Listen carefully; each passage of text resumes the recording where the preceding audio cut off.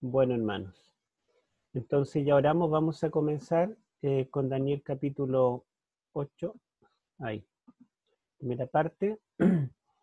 Leamos primero los versículos 1 y 2, antes de entrar en la visión propiamente. Daniel 8 tiene una estructura en la cual tiene dos versículos que son introductorios, antes de que él nos describa la visión propiamente, lo que vio, y después el versículo 27 al final también es como un epílogo donde él cuenta su reacción, cómo se sintió después de haber tenido la visión. Leamos los versículos 1 y 2. A ver, hermano Julio. Ya. En la versión Reina Valera 95 dice así: Ujú. En el año tercero del reinado del rey Belsasar, yo, Daniel, tuve una visión después de aquella que había tenido antes. Miraba yo la visión y en ella yo estaba en Susa, que es la capital del reino en la provincia de Elam. En la visión, pues, me veía junto al río Ulai. Ya, gracias. Entonces fíjense que él dice que en el año tercero de Joacim, si ustedes recuerdan, en el capítulo 7, la primera visión que él tiene fue en el año primero de Joacim. Y esta visión del capítulo 8 es en el año tercero de Joacim. Y son las únicas visiones que Daniel tuvo, porque el capítulo 2, capítulo 4, fueron sueños que tuvo el rey Nabucodonosor. Y el capítulo 5 es una revelación que Dios le dio al rey Belsasar, en la cual Dios se reveló sin hablar y sin mostrar símbolos, sino una mano que escribió un mensaje en la pared. Y Daniel fue el que lo descifró. Entonces recién a partir del capítulo 7 tenemos las revelaciones de Daniel, pero solamente los capítulos 7 y 8 son visiones, porque el capítulo 9 es el ángel que viene, el ángel Gabriel, para explicarle más detalle de la visión del capítulo 8. Y luego los capítulos 10 al 12, Daniel también se le revelan los cuatro reinos o los tres reinos. Sin embargo, estos reinos no los ve en visión a través de símbolos de animales ni de cuernos, sino que se aparece Cristo en gloria y el ángel Gabriel viene para explicarle lo que va a venir. Él le cuenta la historia de los reinos, entonces una revelación audible, como en el capítulo 9, una explicación adicional, en vez de ser una revelación propiamente. Pero si nosotros comparamos las dos visiones de Daniel, la del 7 y la del 8, encontramos algunas diferencias. No sé si ustedes quieren leer el capítulo 7, versículo 1 y 2, y compararlo con el 8, 1 y 2 y decirme cuáles son las similitudes y las diferencias.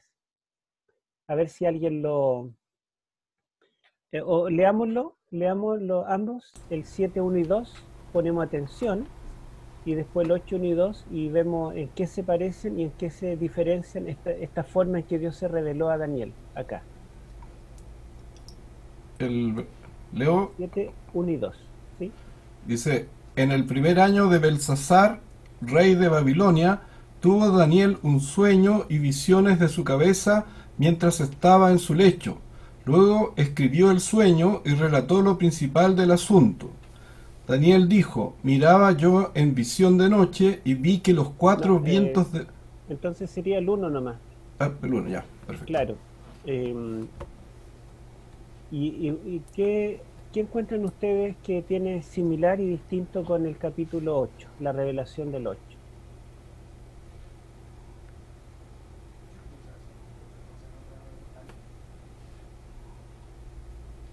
Bueno, mire, lo mencionamos, yo sé que somos muchos como para que podamos opinar todo, pero en el capítulo 7 dice que la visión le fue dada en sueño, mientras estaba en su lecho.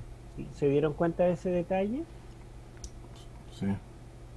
Claro, en cambio el capítulo 8 dice que él fue llevado en visión al río Ulai, en Susa, que era la capital, ¿verdad?, de Oriente del reino. Entonces, el capítulo 7, él está durmiendo, él está acostado, Y dentro digamos, de su sueño, Dios le revela una visión profética. En cambio, en el capítulo 8, él dice que es llevado en visión, es transportado a otro lugar, es llevado a Susa, el lugar más oriental del imperio babilónico. Y justamente Susa se transformó posteriormente en la capital de invierno del imperio medo-persa, el imperio que reemplazó a Babilonia. Y en este capítulo, Babilonia no aparece representado por ningún símbolo. Si ustedes recuerdan el capítulo 7, que fue dado solo 2 años antes, también en el reinado de Belsasar, Babilonia aparece representado como la primera de las 4 bestias, como el león con alas de águila. Pero ahora en el capítulo 8 ya no aparece Babilonia como uno de los símbolos. Comienza con Medo-Persia. Y curiosamente, Susa, aunque era una de las 3 capitales persas, es la capital que se menciona con los reyes persas en el resto de la Biblia. Por ejemplo, cuando habla el libro de Nehemías, que Nehemías servía al rey Artajerjes en su corte, dice que el rey vivía en Susa. Y allí él, como copero del rey, pidió autorización para viajar a Jerusalén y restaurar la ciudad, o terminar de restaurar, digamos, la ciudad. El mismo caso de la reina Esther, que se casó con el padre de Artajerjes, en este caso con Asuero, también dice que vivían en Susa, y en Susa fue donde ocurrió todo el incidente del decreto de muerte y de la liberación que Dios entregó. Entonces, Susa, en el resto de la Biblia, los libros que vienen después, se transformará en el centro, en la capital del imperio medo-persa y el lugar donde Dios obró sus obras salvíficas también.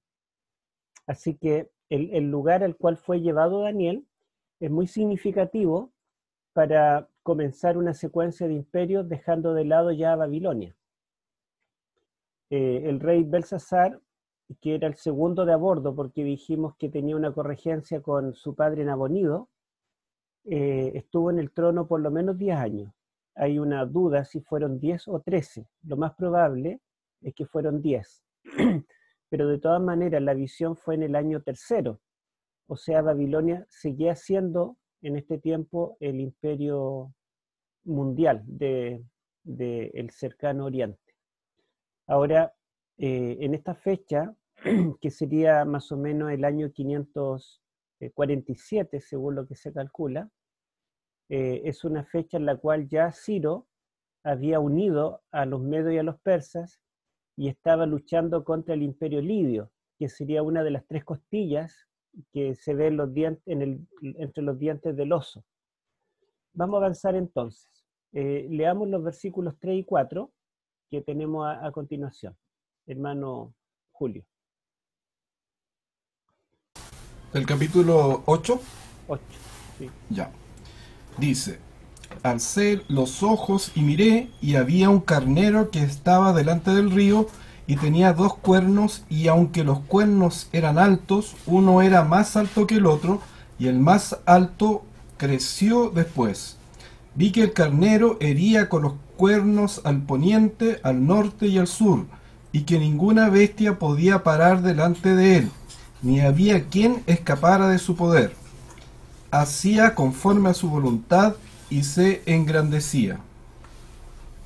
Ya, entonces aquí tenemos la visión en la cual Daniel dice que él se ve de pronto que está en Susa, está en el río Ulai. La verdad es que según los arqueólogos dicen que el Ulai no era un río natural, sino que era un canal artificial que, que sacaron como un brazo del río Tigris.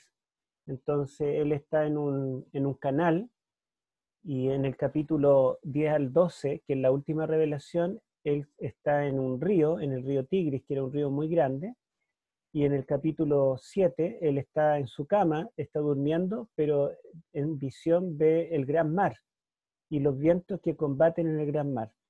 Entonces ustedes se pueden dar cuenta que las 3 revelaciones que Daniel recibe, las recibe en relación a aguas. ¿Mm?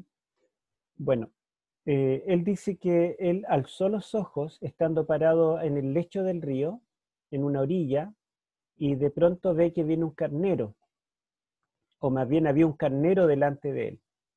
Y este carnero tenía 2 cuernos. Eso no es anormal porque sabemos que todos los carneros tienen esos cuernos. Aquí en Sudamérica son más o menos chicos, pero en Oriente algunas especies tienen unos cuernos bien grandes y dice que los cuernos eran altos, grandes, pero uno era más grande que el otro. O sea, era desproporcionado porque los dos eran grandes, pero uno era bastante más grande que el otro.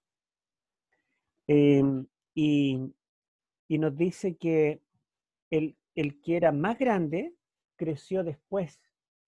La palabra hebrea es aharit, que significa creció al final. En otras palabras, originalmente el reino más grande, que son los persas, eran más pequeños. Y exactamente la historia nos dice que los persas eran una tribu nómade, pequeño, desconocido, y en cambio los medos había sido un imperio ya de larga data, tenía siglos de existencia como imperio. Los medos ayudaron a los babilonios a destruir a los asirios y a vencer a los egipcios. Entonces era un imperio ya conocido. Sin embargo, cuando se unen los dos, los medos pasaron a quedar en segundo lugar y los persas fueron los más grandes. Y el texto aclara que uno era más grande, pero el más grande creció después. En cambio, en el oso dice que tiene un costado más alzado que el otro, pero no nos dice si esto fue siempre o en algún momento de la historia. Entonces acá tenemos que se nos añaden detalles. Dice también que el carnero iría hacia 3 puntos cardinales, al poniente, al norte y al sur. Y justamente, si ustedes se recuerdan, el oso tenía 3 costillas entre los dientes. Entonces, esas 3 costillas, o los 3 puntos cardinales en los cuales hiere, se refiere a los 3 imperios que el imperio medo-persa conquistó. El imperio del poniente, de Europa, diríamos lo que hoy es Turquía, más o menos unos 2 millones de kilómetros cuadrados, era el imperio lidio, que el rey era famoso porque era uno de los reinos que tenía más oro, el rey Creso. Él inventó de hecho la moneda, aunque hay algunos que piensan que la moneda se inventó de antes, pero por lo menos la moneda conocida en Occidente viene de allí de los lidios. Y fue el primero de los reinos que cayó ante la unión de los medos y los persas. Ciro venció a este imperio lidio en el año 547 a.C. Ahora Ciro era un tipo que se le ocurrían cosas que a nadie se le ocurría. Por ejemplo, la caballería de los lidios era tan imbatible que nadie podía ganar. O sea, se enfrentaban soldados de infantería o soldados de caballería, pero los lidios siempre ganaban a cualquier ejército, a cualquier imperio. Y resulta que lo que hizo Ciro, en primer lugar, dijo vamos a pelear pero en invierno. Y lo normal es que en la guerra antigua, en invierno entraban en tregua, no peleaban. Pero él fue y atacó en invierno, algo atípico que todos los generales le dijeron que no. Pero él dijo, no, vamos a pelear en invierno. En segundo lugar, él dijo, la caballería se queda en casa. Pero ¿cómo si ellos tienen la mejor caballería y nosotros no vamos a tener caballería? Ciro dijo, vamos a atacar en camellería, vamos a ir en camellos. Y todo el mundo decía, Ciro se volvió loco. Pero resulta que cuando vinieron la caballería de los lidios, y Ciro vino con camellos, que eran para los caballos deformes, raros, los caballos se asustaron y arrancaron. Entonces Ciro ganó la primera batalla. Después los lidios se encerraron, digamos, en su capital, que era Pérgamo, que está a 550 metros de altura, y Pérgamo era imbatible, porque era demasiado alto y era muy escarpado, entonces nadie podía sacarlos de allí. Perdón, Sardis era la capital. Y como era tan alta, tan escarpada, los guardias en la noche dormían, porque se podían confiar en que nadie iba a poder entrar. Y Ciro dijo, nos quedaremos acá hasta que encontremos la forma de entrar. Y ofreció una recompensa cuantiosa a quien descubriera cómo entrar a Pérgamo. Y de pronto, un soldado que se quedó escondido detrás de unas rocas día y noche, vio que a un guardia en el día se le cayó el casco desde arriba, varios metros, y al rato él aparece y se pone el casco y desaparece entre la montaña.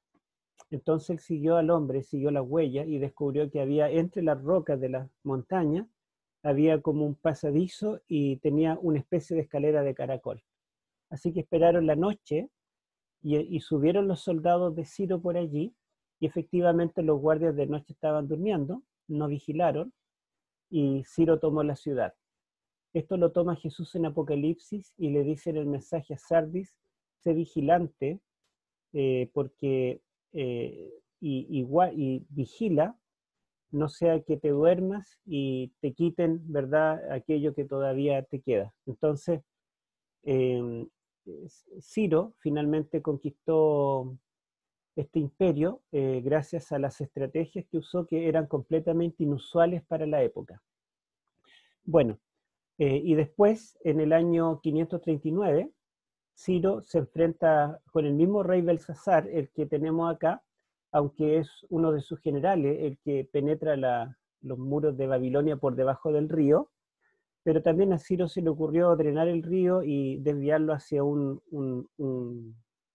cauce, una oquedad que había artificial, que la tenían para cuando en invierno se desbordaba, que sacaban un poco de agua, pero él desvió el río en una estación del año cuando no era necesario, y de esa forma el río quedó tan bajo que pudieron pasar caminando. Y esa noche cayó Babilonia. Y luego Ciro muere, pero su hijo Cambises II, que luchó contra Egipto, el reino del sur, y lo conquistó en el año 525 a.C. Entonces, son los mismos tres puntos cardinales, los mismos tres imperios, pero están en orden cronológico, exactamente en el orden en que Ciro conquistó estos imperios. Primero el imperio del poniente, luego del norte y luego el del sur.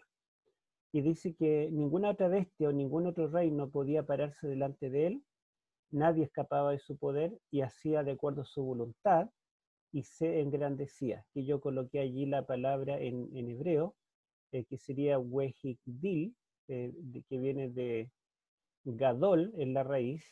Gadol significa grande como sustantivo, Gadal como verbo es engrandecer, y Higdil sería, digamos, una forma causativa, se engrandecía a sí mismo. ¿Y qué simboliza este macho cabrío? Ya dijimos que era Medo-Persia, bajo el comando de Ciro al principio, y los reyes que vinieron después de él. Pero leamos lo que dice el ángel Gabriel en el versículo 20. A ver, hermano Julio.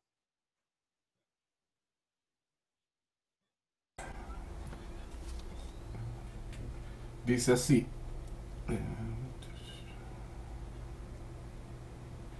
En cuanto al carnero que viste, que tenía dos cuernos, estos son los reyes de Media y de Persia.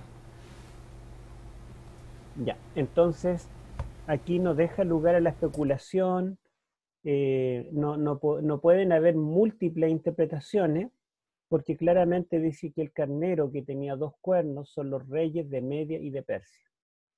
No hay duda. Y es interesante, ¿se acuerdan ustedes que decíamos que los críticos dicen que en el capítulo 7 el oso solamente representa a Media, y es el leopardo el que representa a Persia? Pero acá hay un solo animal para representar al imperio medo-persa. O sea, Daniel no desconocía la historia. Por otro lado, los paralelos de este carnero con el oso no dejan lugar a duda de que el oso tiene que representar al mismo animal que el carnero, porque el oso tenía un costado más alto que el otro y el carnero tenía un cuerno más alto que el otro. El oso tenía 3 costillas entre los dientes y el carnero hería hacia 3 puntos cardinales. De manera que no, digamos, no hay ninguna duda de que el oso representa al mismo imperio que acá está representado por un carnero. solamente que en el capítulo 7 los animales que se escogen para representar estos reinos son bestias, animales salvajes, animales inmundos, que no se puede comer su carne, ni se puede ofrecer en holocausto en el templo de Jehová. A diferencia del capítulo 8, donde los animales son limpios y por lo tanto los animales se pueden comer y al mismo tiempo se pueden ofrecer en holocausto o en sacrificios en el templo de Jehová. Veamos entonces qué tenemos acá. Tenemos un dibujito, un carnero, ¿verdad? Que lo sacamos allí con un cuerno más grande que el otro, y ahí está la interpretación en la misma Biblia. Vamos a ver entonces ahora los versículos 5 al 8, donde habla del macho cabrío. Pero aquí tenemos, bueno, esto que tenemos acá es lo que yo les expliqué, ¿verdad? Es la interpretación. Como va a quedar la diapositiva con ustedes, lo van a tener. Versículos 5 al 8, por favor. Dice así: mientras yo consideraba esto, un macho cabrío venía del lado del poniente sobre la faz de toda la tierra, sin tocar tierra, y aquel macho cabrío tenía un cuerno notable entre sus ojos.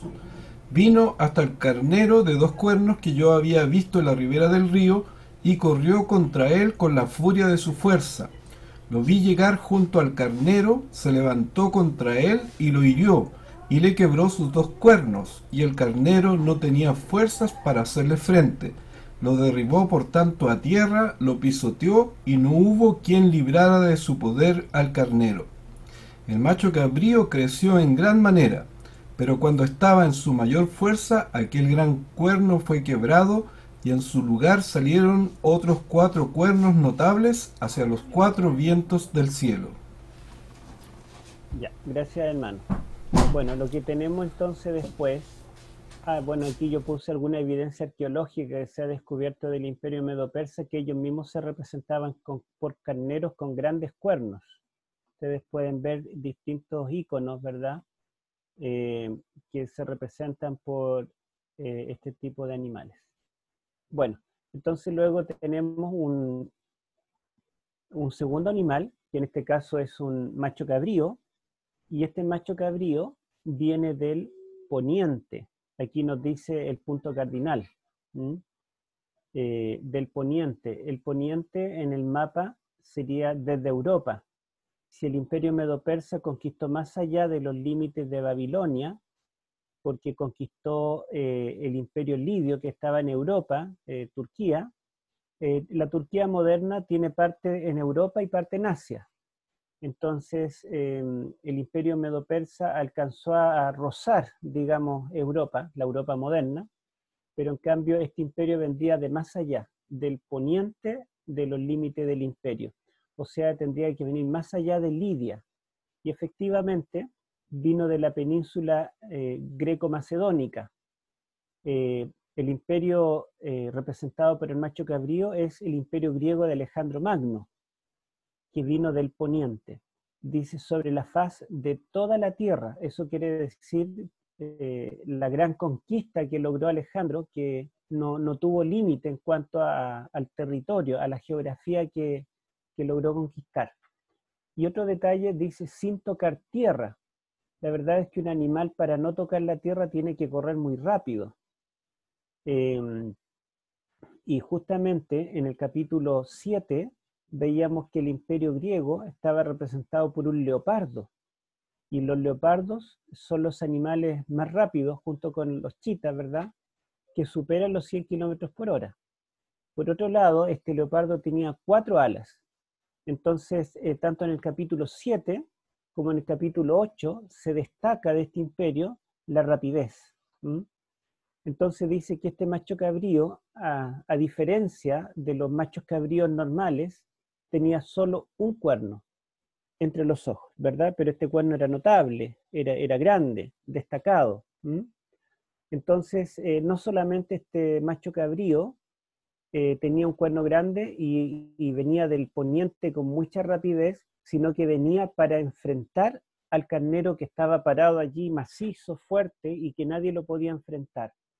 Vino hasta el carnero, dice, corrió con la furia de su fuerza, lo venció, ¿verdad? Lo botó al suelo, le quebró los 2 cuernos, y nadie pudo librar al pobre carnero de la furia del macho cabrío. Y eso significa, ¿verdad?, que este otro imperio, el de Alejandro Magno, lograría conquistar el imperio medo-persa. Ahora, si ustedes se dan cuenta, es la primera vez que introduce el tema bélico en forma explícita, porque en el capítulo 2 los imperios estaban representados por metales que formaban parte de una misma imagen. La cabeza de oro sería sustituida por el pecho y vientres de plata, y después el bronce, el hierro, pero en ninguna parte dice que ese metal o ese reino lucharía contra el otro. No vemos luchando un metal contra otro. En el capítulo 7 las 4 bestias son espantosas, son fuertes, devoran, pisotean, pero no las vemos que se enfrenten. No dice que el león peleó contra el oso y ganó el oso, y después el leopardo le ganó al oso. No lo tenemos, no se enfrentan, sino que él dice que ve 4 grandes bestias que suben en forma sucesiva, una detrás de la otra del mar. Pero acá estos animales se enfrentan y combaten, porque en el capítulo 8 y en el capítulo 11 se hará con más detalles, se está mostrando el verdadero carácter de los imperios terrenos, y se está mostrando el vínculo de la historia terrenal con la historia del gran conflicto. La historia de nuestro mundo, este mundo caído, es parte del conflicto cósmico. Por eso que Cristo en el capítulo 8 se le llama el príncipe del ejército, porque es un contexto de guerra. Y aquí se enfrentan, ¿verdad? Y no es que se enfrenten que lo derribe y el otro arranca y este queda, sino que no para hasta que lo mata. Aquí hay un asesinato. El macho cabrío liquida, acaba con el carnero. Vamos a ver entonces el versículo 21, lo que nos dice el ángel respecto a este carnero. Perdón, a este macho cabrío. Dice así: el macho cabrío es el rey de Grecia, y el cuerno grande que tenía entre sus ojos es el rey primero. Ya. Entonces el macho cabrío es Grecia, y el cuerno grande entre los ojos es el rey primero. Yo creo que todos sabemos quién fue el primer rey del imperio greco-macedónico. Fue Alejandro Magno, ¿verdad? Y esto es preciso para describirlo. A ver, vamos a tratar de avanzar. Ahí tenemos, ¿verdad? Yo saqué este dibujo de internet, pero tenía ahí los 2 cuernos tradicionales y aquí como un tercer cuerno. Entonces tuve que photoshopear un poquito y borrarle los 2 cuernos, porque si no habría tenido 3. Pero el texto dice que tiene un solo cuerno, que yo imagino que era más largo todavía, porque dice que era un cuerno notable. Y allí se lo ve casi volando, ¿verdad? De rápido. Y el ángel dice explícitamente qué representa. Ya leyó nuestro hermano los versículos 7 y 8, donde dice que este cuerno fue quebrado, estando en su mayor fuerza, y salieron 4 cuernos hacia los 4 vientos del cielo, y la interpretación de aquello, bueno, ahí tenemos que los machos cabríos y las cabras están dentro de las 9 especies autóctonas más comunes en Grecia hasta el día de hoy. Tenemos entonces los versículos 7 y 8, donde dice que ellos pelearon, pero cuando venció, cuando no había nadie que pudiera ganarle al macho cabrío, su gran cuerno fue quebrado. Aquí yo destaco que creció sobremanera. Es la misma raíz, higdil, que viene de gadal, el verbo crecer, pero aquí añade ad, que significa hasta, meot, significa mucho. Literalmente, se engrandeció hasta mucho. El primero, el carnero, se engrandeció. Este se engrandeció hasta mucho. O sea, es un grado comparativo. Si el otro fue grande, este sería más grande todavía. Pero nos dice que fue quebrado ese cuerno después de ya haber conquistado, y salen otros 4 cuernos notables hacia los 4 vientos del cielo. En el versículo 22, el ángel Gabriel le explica a Daniel qué simbolizan estos 4 cuernos. Leámoslo, hermano Julio. Dice así: en cuanto al cuerno que fue quebrado y sucedieron 4 en su lugar, significa que 4 reinos se levantarán de esa nación, aunque no con la fuerza de él. Ya, entonces los 4 cuernos significa que 4 reinos surgirían de esa nación, de la nación o del imperio greco-macedónico, pero no con la fuerza de Alejandro. La verdad es que ninguno logró superar a Alejandro Magno. Y ahí tenemos, ¿verdad?, cómo el carnero viene para pelear contra el macho cabrío viene para enfrentar al carnero y Uy, se ve bueno ese trozo de carne.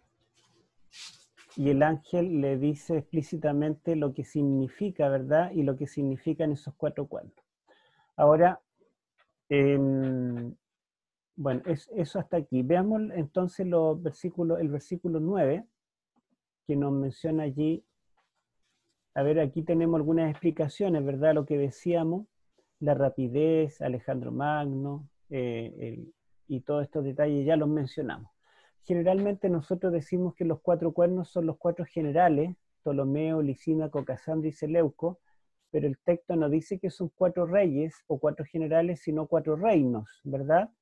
Porque la verdad es que ellos gobernaron Tracia, Macedonia, eh, Siria y Egipto.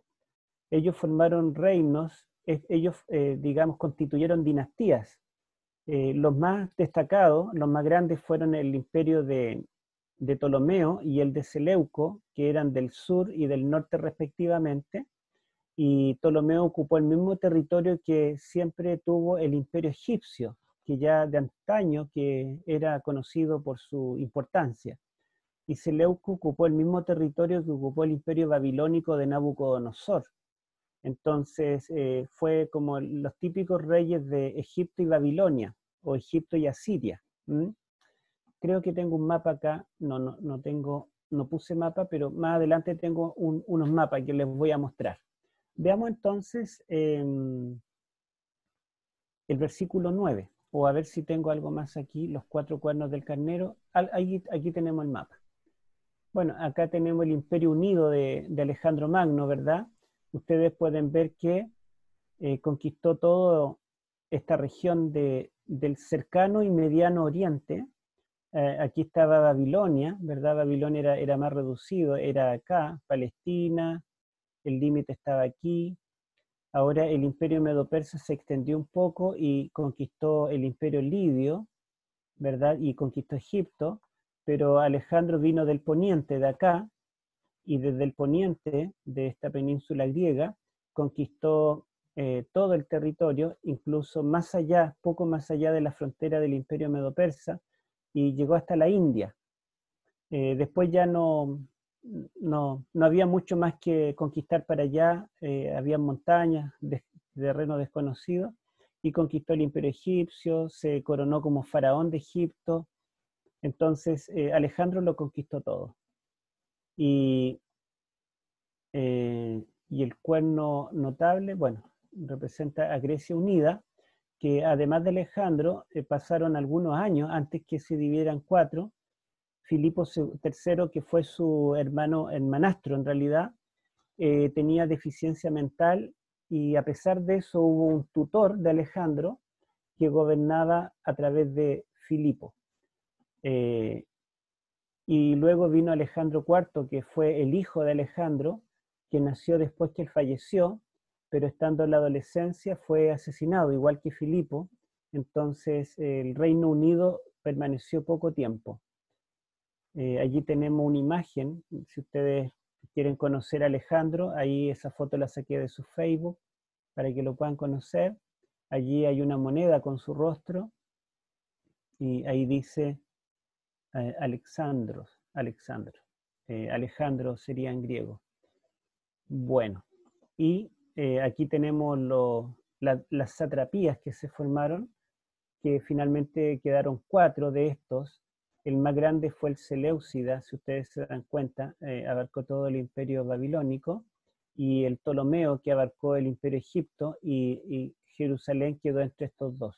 Esos detalles de la lucha entre estos reinos las va a detallar después en el capítulo 11. Aquí tenemos el reino de Lisímaco y acá tenemos el reino de Casandro.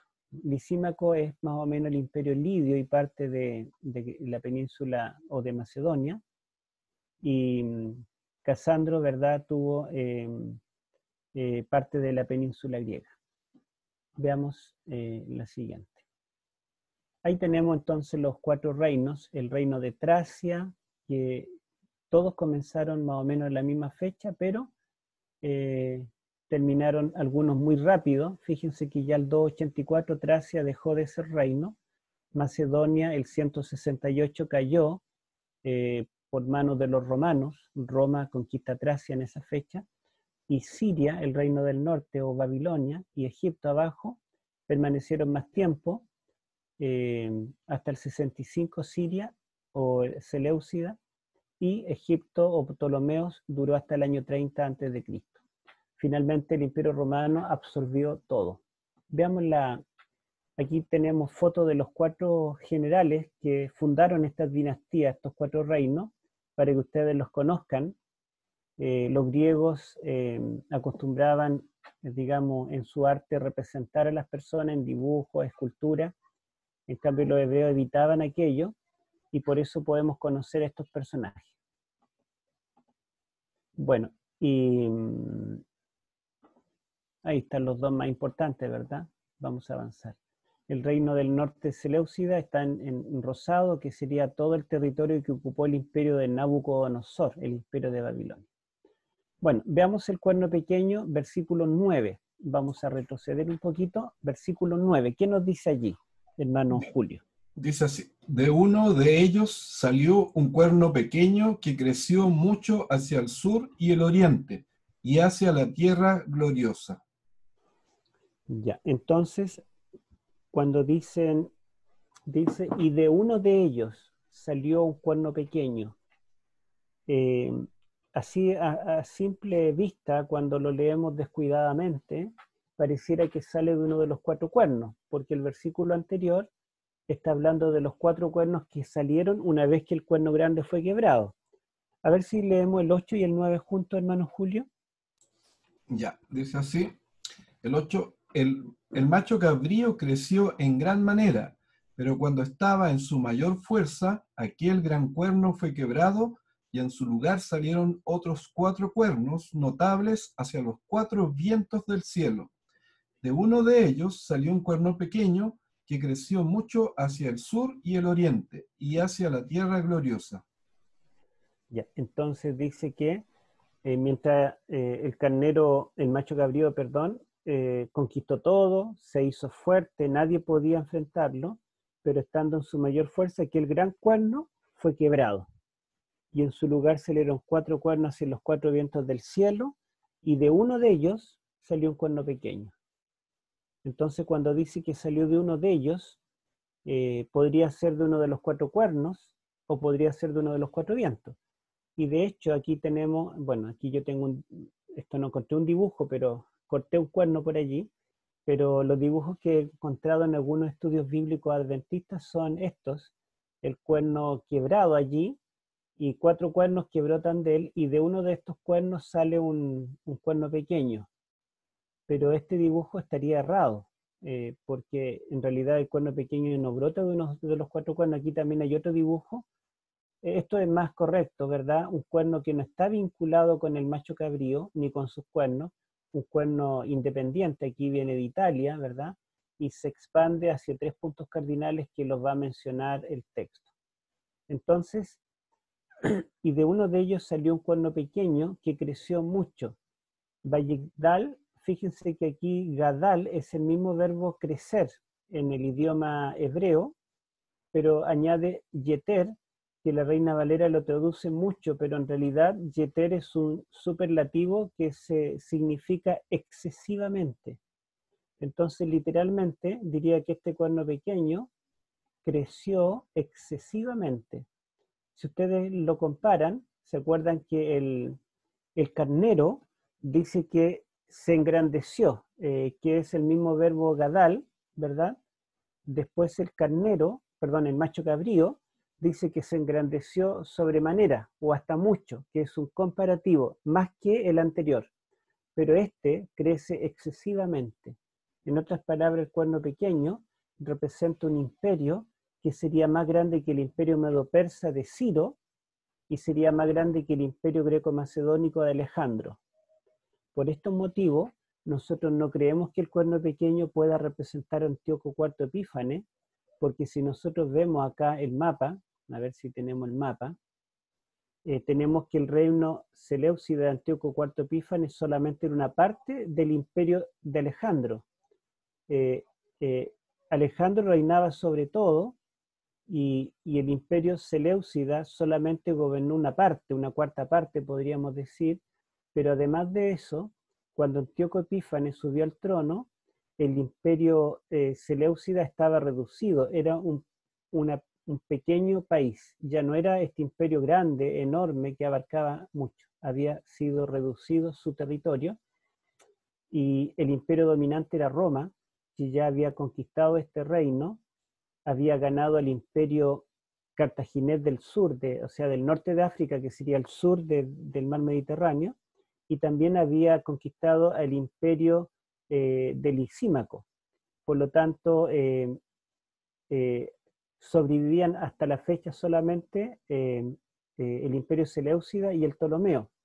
Pero el Ptolomeo tenía en ese tiempo gobernando un niño, que cualquier imperio lo podía destruir, y el imperio seleucida tenía a Antíoco IV, pero Antíoco IV se crió en Roma, se crió como rehén, porque su padre, Antíoco III, había sido derrotado por Roma y por lo tanto cuando murió y quedaron primero un hijo, un sobrino, finalmente Roma mandó, le dio la autorización a Antíoco IV para que gobernara sobre el reino seleucida. Por lo tanto, él era como un vasallo de Roma. No podemos decir que este rey que dependía de la autorización de Roma pudiera ser más grande que los reinos de Alejandro Magno y que el imperio medo-persa. De hecho, como en Egipto había un niño gobernando que era Ptolomeo V, Antíoco dijo, bueno, voy a aprovecharme y voy a conquistar Egipto. Y entró con su ejército, conquistó parte del delta de Egipto en el norte de este imperio, y cuando él se proponía, volvió para el invierno, como no era costumbre pelear, volvió después para conquistar a Egipto ya definitivamente, pero Roma envió un legado, y le dijo a Antíoco, Roma manda decir que te vuelvas a tu casa. Él le dice, yo contraté mercenarios y tengo que pagar una cantidad de dinero, me endeudé, pedí un crédito para poder invertir en armas, entonces ya no puedo volver atrás. Y cuando conquiste Egipto, con todo lo que yo robe y saqué, voy a pagar. Entonces le dijo, bueno, decide, ¿obedeces a Roma o no? Y él le dijo, bueno, voy a ir a hablar con mis generales. Y este legado romano tomó su bastón e hizo un círculo alrededor del rey Antíoco Epífanes y le dijo, me darás la respuesta antes de que salgas de este círculo. Entonces el rey se humilló y le dijo, está bien, nos volvemos a casa. Y se volvió a casa porque la verdad es que Antíoco Epífanes no representaba un gran reino, era un reino pequeño, debilitado, y Roma era el imperio dominante en ese año, en el año 168 a.C. Por otro lado, su padre, Antíoco III, había logrado recuperar bastante terreno antes que se enfrentara a Roma, pero una vez que murió, la parte oriental del imperio seleucida se independizó.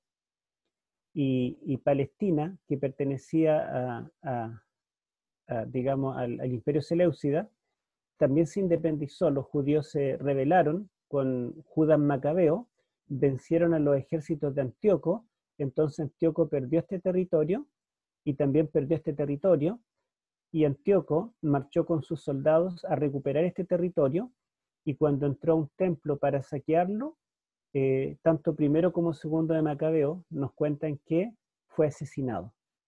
Por lo tanto, el rey, en vez de haber sido un imperio que creció excesivamente, fue un reino que ya estaba menguando y que incluso decreció, disminuyó de territorio y perdió bastante de lo que su padre había tenido. Bueno, veamos entonces, ya habíamos mostrado ese mapa. Se pegó esto.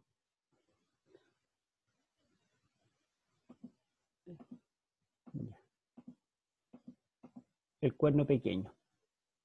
Así que esta frase, Batigdal Yeter, que significa literalmente creció excesivamente, no puede describir al reino de Antíoco Epífanes, sino que describe perfectamente el Imperio Romano.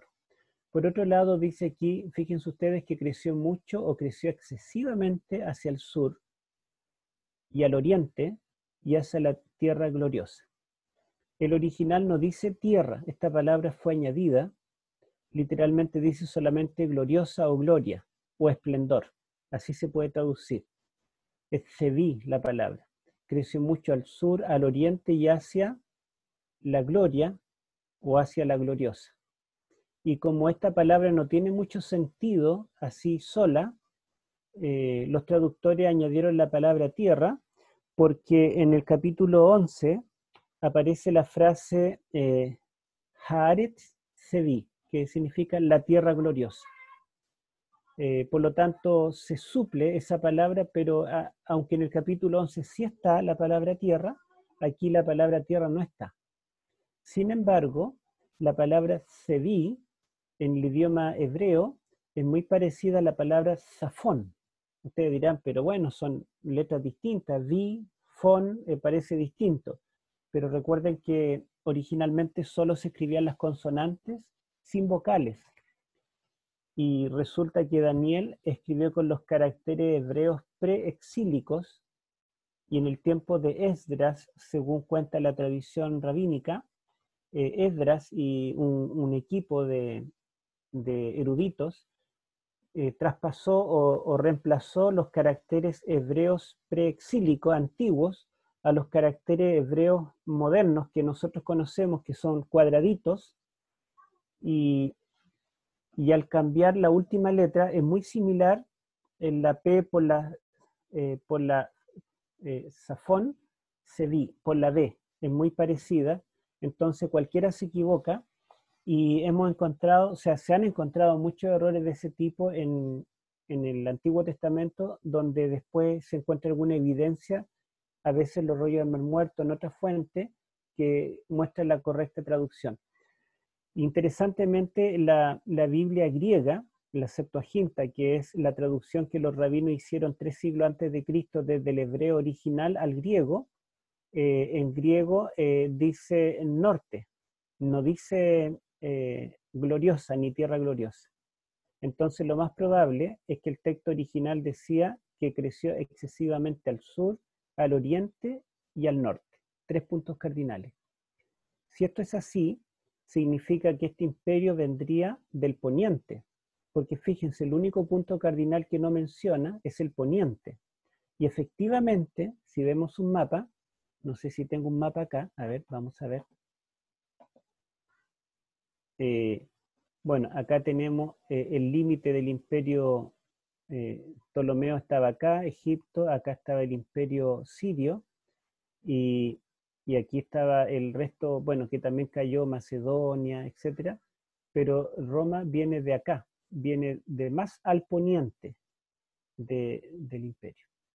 A ver, quiero ver un mapa, pero no encuentro un mapa. Aquí tenemos, no, es muy chico. Bueno, viene del poniente.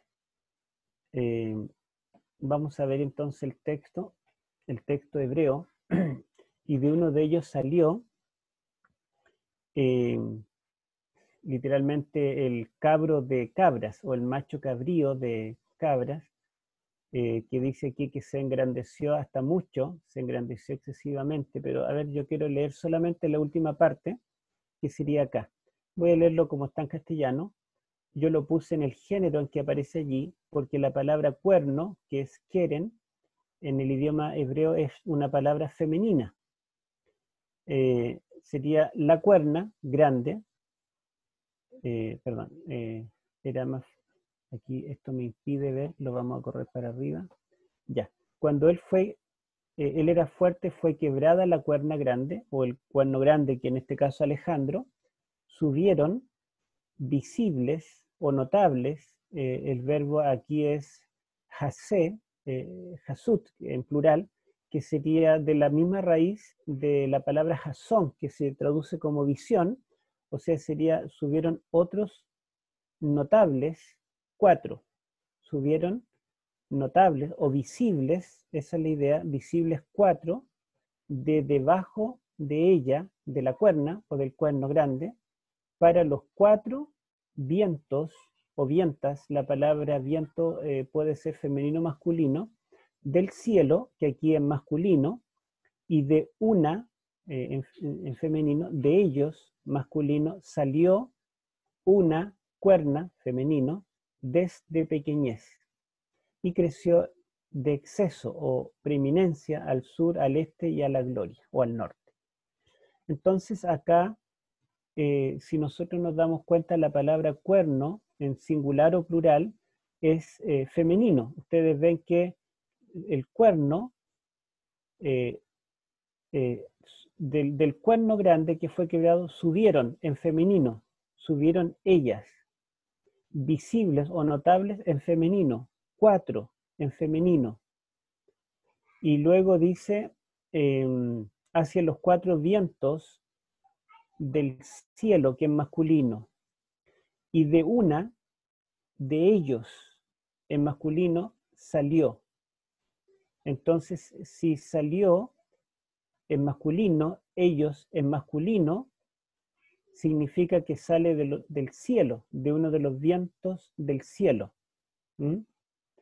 Por otro lado, también ustedes pueden ver que en todos los idiomas, cuando tenemos dos sustantivos y después hay un tercer elemento que se relaciona con uno de esos sustantivos, lo normal es que se relacione con el más cercano. Y yo pongo un ejemplo en mi libro que es muy simple. Por ejemplo, yo puedo decir que entré a casa, luego entré a mi dormitorio y después salí. Entonces, si yo no especifico de dónde salí, lo más normal es que yo salí del último lugar donde entré.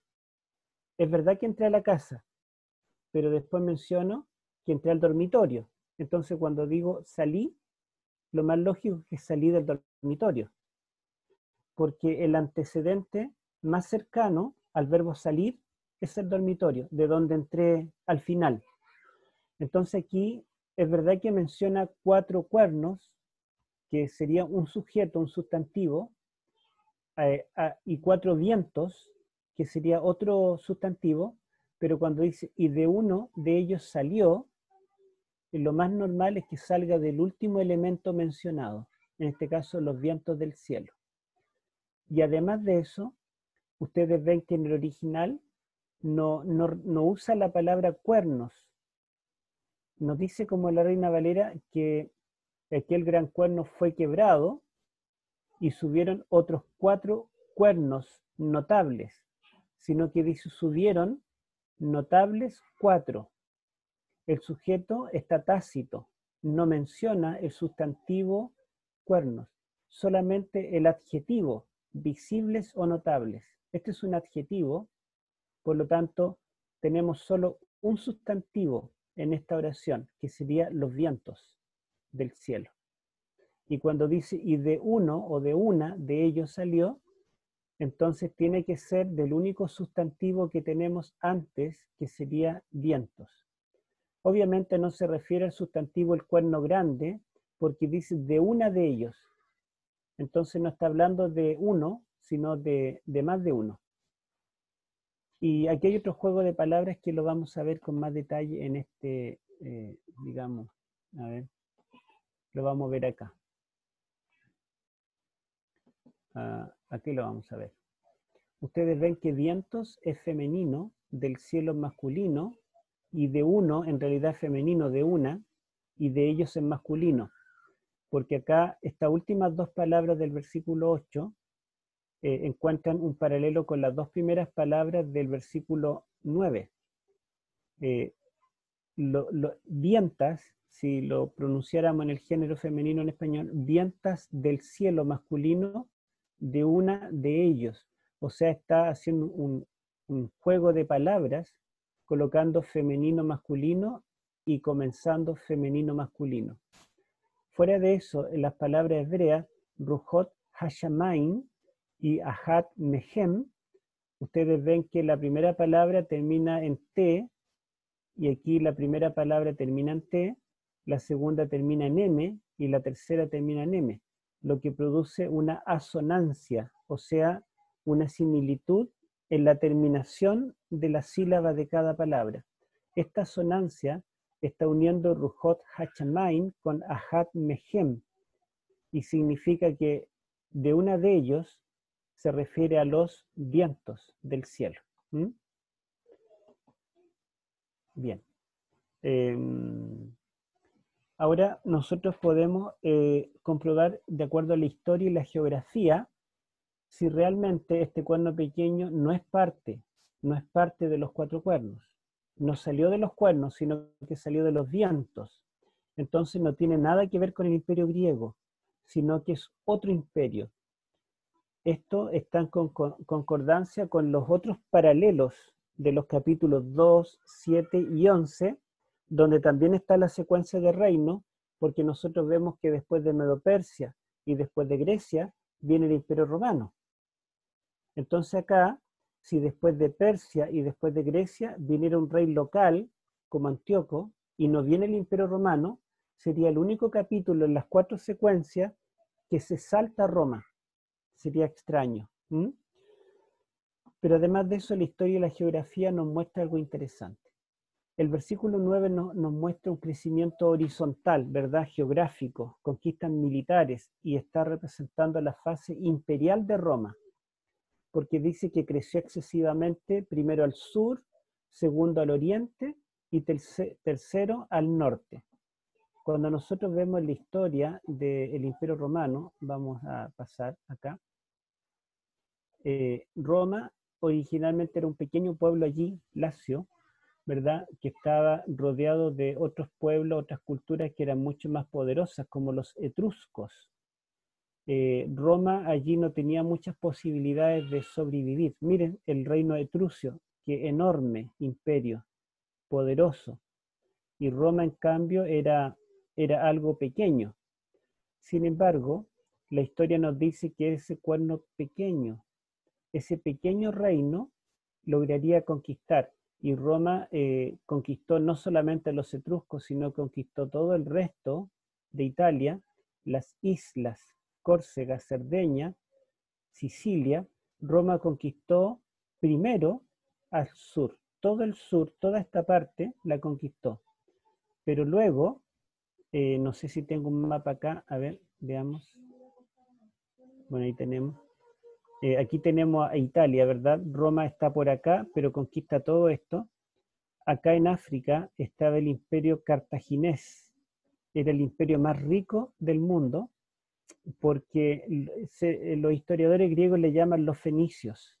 Los fenicios tenían su sede aquí en Tiro Sidón, pero como estos países eran tan pequeños, estas ciudades, ellos fundaron un imperio aquí en África, que era todo esto, y este imperio dominaba el mar Mediterráneo, donde comerciaban con todos los países, eran los amos del mar, y también eran muy ricos porque comerciaban con todos los países de Europa, de Asia y de África, y se daban la vuelta y llegaban hasta la mitad del continente africano.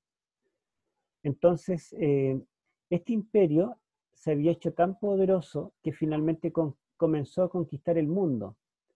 Y allí fue cuando Roma ya estaba creciendo y había conquistado las islas y se enfrenta con el imperio cartaginés. Y fueron varias batallas en las cuales Roma estaba en desventaja, pero finalmente Roma venció a Aníbal. Si ustedes buscan en Wikipedia Aníbal, el general cartaginés, que era invencible, fue derrotado finalmente por Roma y Roma se adueñó de todo el sur, no solamente del Mediterráneo, sino incluso de África. Aquí tenemos, por ejemplo, yo tomé un mapa del año 86 a.C., pero todo esto era territorio extranjero todavía, ¿verdad? aquí estaba Siria. Fíjense que era pequeño en este tiempo, no era tan grande. Aquí tenemos Egipto. Y eh, si nosotros hubiera puesto un mapa anterior, veríamos que Roma solamente creció hacia el sur. Pero después el texto dice que se extendería hacia el oriente, es decir, hacia acá. Fíjense, en el año 52 a.C. ya el color rosado. Roma no solamente es dueño de Europa y del sur hasta esta parte del África, sino que Roma se comienza a extender hacia el este y comienza a conquistar. Sabemos que después conquistó también al imperio sirio y después conquistó Egipto y después siguió conquistando hasta la India. O sea, todo lo que correspondió al imperio griego, al imperio medo-persa, Roma lo conquistó, aunque se preocupó más de Occidente. Pero Roma creció excesivamente primero hacia el sur y después hacia el este, hacia el oriente. Y finalmente Roma, ya consolidado en esta zona, comenzó a conquistar hacia el norte en su última etapa. Aquí tenemos el año 1 después de Cristo. Fíjense que Roma al principio tenía esta zona, pero ahora ya ha conquistado las Galias, que hoy sería Francia, Bélgica, ¿verdad? Holanda, pero Britania todavía no pertenece a Roma, pero poco después, ¿verdad? Aquí tenemos todavía que se extiende hacia el oriente, pero tenemos aquí esta tercera fase que ya toda la Galia pertenece a Roma y Britania también. En la tercera fase ahora Roma se extiende hacia el norte. Entonces, Roma tiene un crecimiento en el mismo orden en que dice el texto.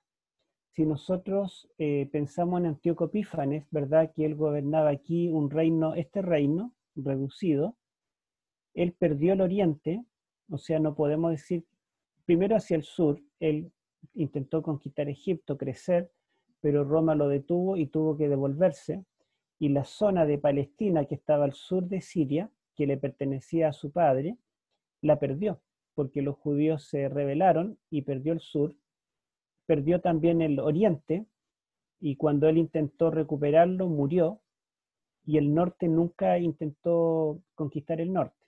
Entonces el texto dice que creció excesivamente al sur, fue al revés, hacia el oriente, al revés, y hacia el norte nunca conquistó, por lo tanto, Antíoco Epífanes no calza con este panorama profético. ¿Mm?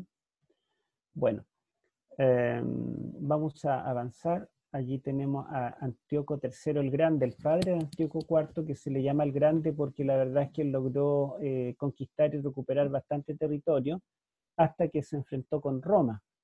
Se enfrentó 3 veces con Roma, las 3 veces perdió. Al final Roma le quitó al ejército, le quitó a los hijos, le quitó, le puso un impuesto tan grande que el rey solamente trabajaba para pagarle a Roma. Entonces ya de allí en adelante este reino quedó subordinado a Roma y su hijo, como digo, Antíoco IV, fue llevado cautivo como rehén para que así Antíoco III obedeciera los mandatos de Roma. Y cuando Antíoco gobierna no es por su voluntad, sino que Roma lo coloca en el trono y Roma lo manipula para reinar. Este es Antíoco IV, ¿verdad? Una moneda con su rostro y aquí una moneda con algunas palabras. Aquí dice Basileus, que significa rey, Antioju o Antíoco, ¿verdad? Sería en castellano. Seoi Epifanoi, significa Dios manifiesto. Seu Epifanu, Dios manifiesto. De ahí que se le llama Antíoco IV Epífanes. Bueno, y esto es lo que yo les explicaba, ¿verdad? Las batallas, los reinos, Antíoco Grande, Antíoco III el Grande, como les digo, logró incrementar el imperio seleucida porque conquistó bastante territorio. Ustedes pueden ver que tuvo un gran territorio, pero hasta que se enfrentó con Roma. Bueno, y el carnero entonces dice que se engrandeció en grado positivo, el macho cabrío se engrandeció sobremanera o más grande, ¿verdad?, que el carnero. El cuerno pequeño se engrandeció excesivamente en grado superlativo, por lo tanto tiene que representar un reino que sea más grande todavía que el imperio griego completo de Alejandro, y al mismo tiempo no viene de uno de los cuernos de Alejandro, de Grecia, por lo tanto no pertenece, no es parte del imperio griego, sino que es otro, viene de un punto cardinal. ¿De cuál? Del poniente, porque es el único punto cardinal que no menciona. Lamentablemente yo he visto que todos nuestros eruditos dicen que Roma viene del norte, pero la verdad es que la historia y la geografía, e incluso el texto bíblico, si nosotros tomamos en cuenta los detalles que mencioné, nos dicen que Roma viene del poniente, no del norte. Así que Roma no es el rey del norte. Eso va a ser importante en el capítulo 11. Veamos la siguiente. Ya, bueno, esto ya lo dijimos. Entonces en el versículo 9 vemos que este cuerno pequeño crece, digamos, sin límite. El occidente ya le pertenece, es su territorio, pero ahora crece hacia el sur, después hacia el oriente, después hacia el norte. Pero en el versículo 10 al versículo 12, nosotros tenemos que ahora este cuerno pequeño tiene un crecimiento religioso, un crecimiento vertical hacia arriba. Ahora ya no son conquistas terrenales, geográficas, sino son conquistas espirituales. Leamos, hermano Julio, los versículos 10 al 12.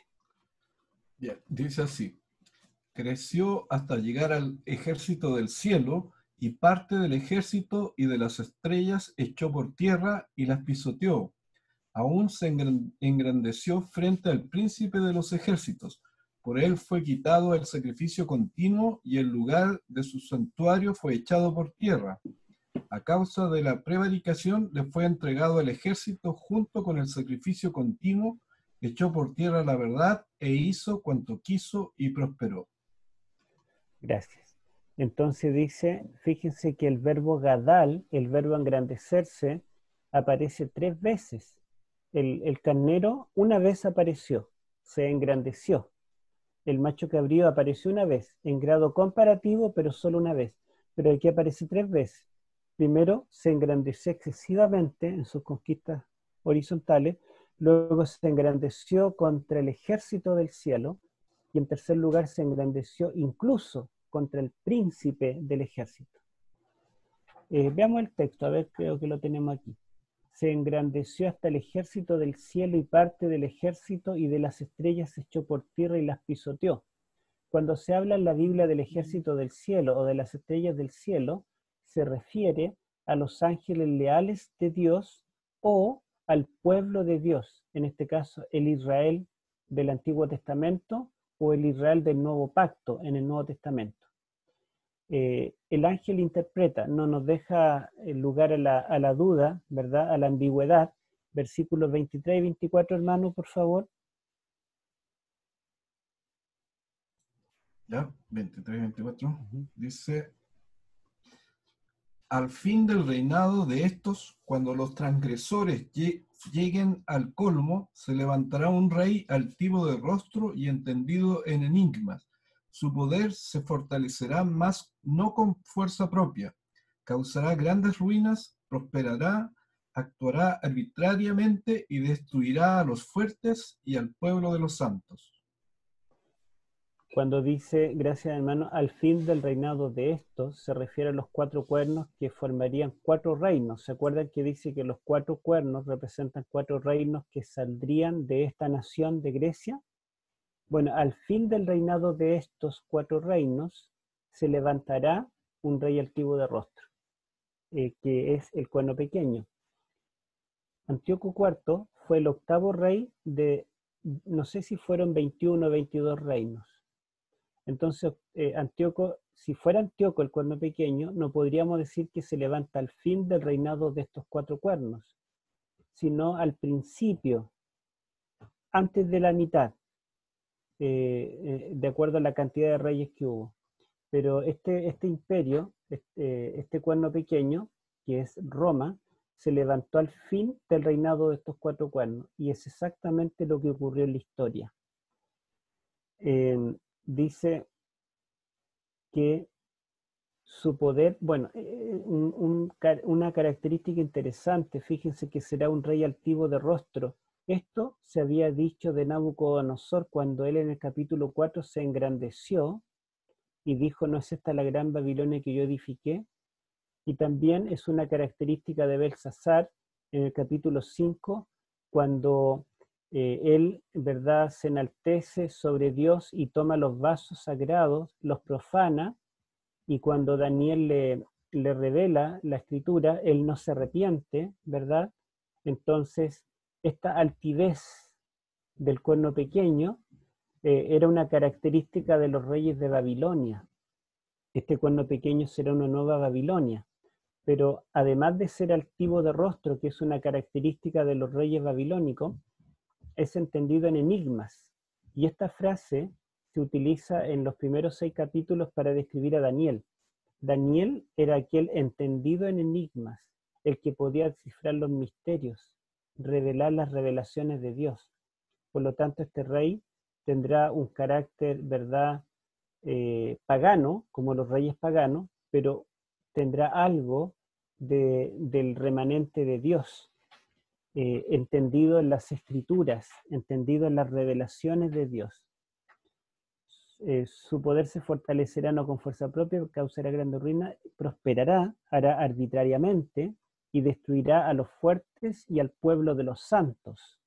Aquí decía que destruirá a los ejércitos del cielo y las estrellas del cielo, pero aquí lo interpreta como los fuertes y el pueblo de los santos. Por lo tanto, el cuerno pequeño sería un poder inquisidor que perseguiría a los santos del Altísimo. Roma, ahora en su fase religiosa, porque recordemos que el crecimiento horizontal, las conquistas militares del Imperio Romano están descritas en el versículo 9. Acá hay una nueva fase en la cual este cuerno ahora se engrandece en forma vertical. Los santos no son representados por un elemento terrenal, sino son representados por estrellas del cielo, porque ellos representan el gobierno de Dios en la tierra. Y de esa manera, ¿verdad?, el cuerno pequeño está conquistando el terreno de Dios. Veamos acá, tenemos, bueno, aparte de esto, ¿verdad?, tenemos nosotros en Daniel capítulo 12, si ustedes recuerdan, 12 versículos 2 y 3, donde dice que los entendidos resplandecerán como el resplandor del firmamento, y los que han predicado la justicia de Cristo resplandecerán como las estrellas a perpetua eternidad. Entonces en Daniel capítulo 12, al concluir la persecución de los santos del capítulo 11, otra vez los santos son representados por estrellas del cielo. Veamos. Y tenemos, por ejemplo, que Dios mismo se refiere a su pueblo como sus ejércitos. Aquí tenemos Éxodo 7:4, donde dice, y Faraón no os oirá, mas yo pondré mi mano sobre Egipto y sacaré a mis ejércitos, mi pueblo, los hijos de Israel, de la tierra de Egipto con grandes juicios. Por lo tanto, el ejército de los cielos o las estrellas de los cielos está representando al pueblo de Dios que durante la Edad Media y la Edad Moderna fueron perseguidos por la Inquisición papal. Veamos. ¿Qué dice el versículo 11 y 12? Ya lo habíamos leído. Dice, aún se engrandeció sobre el príncipe de los ejércitos. O sea, no solamente persiguió a los cristianos, los seguidores de Cristo, sino incluso se levantó contra Cristo. Este es un poder anticristiano. Y de él fue quitado el continuo. La Reina Valera dice el continuo sacrificio. Y el lugar de su santuario fue echado por tierra. Cuando dice de él fue quitado, es un poco ambiguo. Los pioneros nuestros, comenzando con Guillermo Miller, entendieron que de él se refería al cuerno pequeño. Aún se engrandeció el cuerno pequeño sobre el príncipe de los príncipes, y de él, del cuerno pequeño, fue quitado el continuo sacrificio. Pero en el idioma original no dice así, sino que dice desde él, del príncipe del ejército, fue quitado. La Reina Valera dice por él, ahora me acuerdo, a ver, versículo 11. aún se engrandeció contra el príncipe de los príncipes y por él fue quitado el continuo sacrificio. Entonces los pioneros al leer por él, también en la versión en inglés, la King James, ellos entendieron que por Cristo era quitado el continuo, porque la palabra sacrificio no estaba, por lo tanto era quitado el continuo tiene que haber sido, ellos decían, Roma pagana. Cristo quitó a Roma pagana para que ahora se manifestara Roma papal. Pero no es lo que dice el texto, yo aquí puse una traducción más literal, de él o desde él, del príncipe del ejército fue quitado el continuo. O sea, Cristo es el sumo sacerdote celestial que tiene el ministerio continuo allí. Y después dice que el lugar de su santuario fue echado por tierra.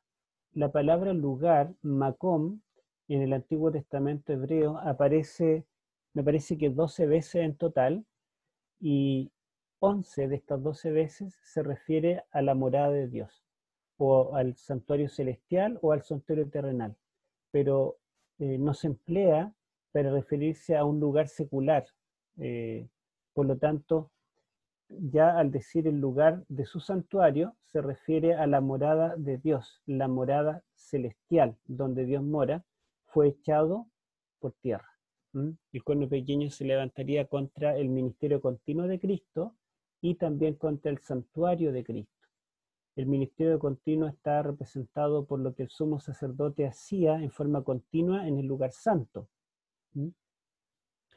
A causa de la prevaricación, esta palabra es rebelión, es el pecado a mano alzada, el pecado consciente. Le fue entregado el ejército junto con el continuo.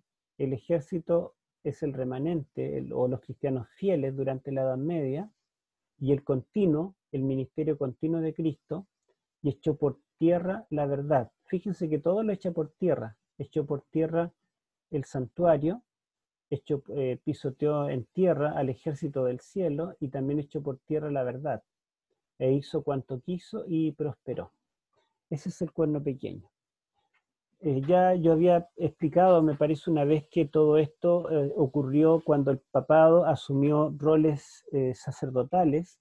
El papa se llamó el sumo pontífice, adoptó títulos de Cristo, la iglesia pasó a llamarse templo, el pastor pasó a llamarse sacerdote, la Santa Cena pasó a llamarse sacrificio de la misa, por lo tanto se reemplazó el santuario celestial por un rito de salvación de hechura humana, donde había un templo, un sacerdote y un sacrificio continuo. Todo este sistema, ¿verdad?, anula en cierta forma lo que Cristo está haciendo en el santuario celestial. Por eso es que Apocalipsis 11 dice que el remanente que se levanta después de un chasco dulce y amargo debe restaurar el templo celestial, el altar de la intercesión continua, y también a los que adoran en el templo, que son aquí pisoteados. Vamos a avanzar. Entonces, el cuerno pequeño Roma, primero en su fase horizontal, en el versículo 9, cuando conquista hacia todos los puntos cardinales, luego del versículo 10 al 12 en su fase vertical, conquistando a los ejércitos de Dios, que es su pueblo, luchando contra Cristo mismo, que es el sumo sacerdote celestial, y al mismo tiempo el príncipe del ejército celestial. Ustedes se dan cuenta que aquí el conflicto ya toma dimensiones cósmicas, porque en el carnero y el macho cabrío se pelean a muerte. Vemos el primer conflicto, el primer enfrentamiento, el primer asesinato, pero es todo a nivel horizontal. El cuerno pequeño tiene una primera fase de conquistas, pero también horizontales. Pero ahora vemos que este poder toma una dimensión espiritual, vertical, y se inmiscuye en este conflicto cósmico. O sea, ya no solamente hay un conflicto en el cielo entre ángeles y un conflicto en la tierra entre reino humano, sino que ahora estos dos reinos están unidos y el cuerno pequeño está siendo instrumento del ángel caído para luchar contra las instituciones de Dios aquí en esta tierra y en el santuario celestial. Vamos a... Bueno, aquí yo respondo a algunas inquietudes. Por ejemplo, ustedes dirán, es extraño que el Imperio Romano no aparezca representado por una bestia. siendo que hay un carnero y un macho cabrío. ¿Por qué por un cuerno? La verdad es que hay una intención de dejar solo dos animales, un carnero y un macho cabrío, porque también se sacó Babilonia. En el capítulo 4 hay 4 animales, aquí hay solo 2, porque justamente son un carnero y un macho cabrío, los 2 animales que se sacrificaban en el día de la expiación. En segundo lugar, nos parece raro que un mismo cuerno represente a Roma imperial y a Roma papal, porque en el capítulo 7 vemos que es una bestia, la cuarta bestia, la que representa a Roma imperial, y es un cuerno pequeño de esa bestia que representa a Roma papal. Pero sí hay una continuidad, porque en el capítulo 2 hay 4 metales distintos para cada imperio, pero el mismo hierro de las piernas, nos dice Elena de White, que continúa en los pies hasta el fin de la historia, y ese hierro de los pies representa a Roma en su fase religiosa. Por lo tanto, un mismo metal representa a Roma imperial en las piernas y a Roma papal en los pies. En el capítulo 7 es verdad que el cuerno pequeño es solo el cuerno de la cuarta bestia, pero es parte de la cuarta bestia. No es parte de la primera, ni la segunda, ni la tercera, ni está separado como otro elemento, sino que está en la cabeza de la cuarta bestia. ¿Mm? Y la cuarta bestia sobrevive mientras sobrevive al cuerno. Y ahora un cuerno pequeño que crece excesivamente representa a Roma en sus 2 fases. Pero claramente hay una diferencia, porque primero hay una extensión geográfica, militar, imperial, de conquistas terrenales, y luego una fase religiosa que es nítida, ¿verdad? Bueno, vamos a continuar. Y tenemos finalmente la visión de los 2 santos, que aquí la palabra visión ya no es Jasón, sino es Maré. Leamos los versículos 13 y 14 y con esto ya estamos terminando, hermano Julio. Ya, dice así. Entonces oí hablar a un santo y otro de los santos preguntó a aquel que hablaba, ¿hasta cuándo durará la visión del sacrificio continuo, la prevaricación asoladora y la entrega del santuario y el ejército para ser pisoteados? Y él dijo, hasta 2300 tardes y mañanas, luego el santuario será purificado. Ya, entonces ahora tenemos el gran texto que a los adventistas nos interesa mucho y que somos los únicos que, llegamos a 1844 y que somos criticados y atacados por todos los demás grupos cristianos. Dice que él oyó, fíjense que ahora no está diciendo y vi, sino que obviamente vio a estos 2 seres santos, pero lo que interesa no es su apariencia, no nos dice cómo eran, cuántas alas tenían, simplemente él destaca lo que ellos hablaron. Primero dice, vi un carnero con tales características, cuerno, uno más grande, etc. Luego vi un macho cabrío que venía del poniente con un cuerno grande, vi cuando el cuerno fue quebrado, vi que salieron 4, después vi un cuerno pequeño, etc. Pero él dice, y oí a un santo que hablaba. Por lo tanto, aquí tenemos una revelación audible, a diferencia de la anterior, que es una revelación visible. Él no vio las tardes y las mañanas, ni vio la purificación del santuario celestial. Él oyó de esto. Él lo que estaba contemplando era esos 2 seres santos, uno frente al otro, que nos recuerda el momento cuando el sumo sacerdote entraba al lugar santísimo, veía 2 seres santos esculpidos sobre el arca del pacto, en el día de la expiación. Entonces ve a un santo, o más bien escucha a un santo que habla, y otro de los santos le pregunta a ese santo hasta cuándo durará la visión del continuo. Bueno, la Reina Valera traduce del continuo sacrificio, pero estas palabras no están en el original, yo las puse entre corchetes. En el original dice hasta cuándo durará la visión, debería llevar coma, de la visión, coma, el continuo, coma, y la prevaricación asoladora, entregando el santuario y el ejército para ser pisoteados. Entonces, la pregunta ¿hasta cuándo? En hebreo ad matai, es una pregunta que aparece bastante en los salmos, sobre todo los salmos de aflicción de David, cuando él está siendo oprimido por un enemigo, y dice, ¿hasta cuándo, Señor, no me escuchas? ¿Hasta cuándo no me libras del impío? ¿Hasta cuándo se levantarán contra mí? ¿Hasta cuándo no intercedes, no intervienes? Entonces, el hasta cuándo es una pregunta de alguien que sufre, que está siendo oprimido.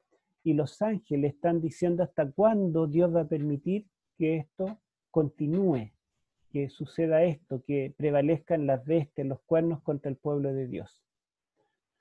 Y específicamente menciona la visión. ¿Hasta cuándo durará la visión? La palabra visión es la palabra hebrea jasón. Fíjense ustedes que aparecen los primeros 3 versículos. Leamos de nuevo los versículos 1 y 2, leamos. Hermano, por favor.